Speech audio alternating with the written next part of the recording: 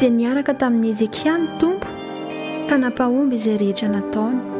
Mpanjaka faharoa 7:17. 520 taona Ezekia raha nanomboka nanjaka tao amin'ny firenena Joda ary naharitra 720 taona izy teo amin'ny fitondram-panjakana. Ny andinin-tsoratra masina hakana ny afatra an'io no azo amehezana ny fiainan'i Ezekia mpanjaka manao hoe ny tompo nomba azy ka nambinina tamin'izay nalehany rehetra izy, dika teny protestanta fanitsiana fahaenina. Dia nomba ny ave izy ka nahomby tamin'izay rehetra nataony, dika teny katolika.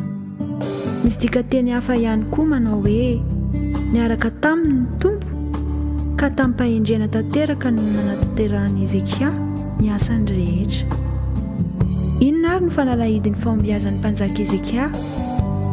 Ny voalazan'ny 19 no manampy antsika ny amin'ny valiteny manao hoe nifikitra tamin'ny tompo izy ka tsy mba niala taminy fa nitandrina ny didy izay nomen'ny tompo an'i Mosesy. Araka izany dia ireto zava-dehibe roa mifamaritra ireto no ialana mba hahomby isika amin'izay atao. Voalohany, ny fifikirana tanteraka amin'Andriamanitra. Faharoa, ny fankatoavana ny sitrapony raha lazaina amin'ny fomba hafa dia ny finoana azy sy ny fiainana amin'ny finoana. Tompo, tario aho mba tsy hiala amin'ny lalanao. Amen.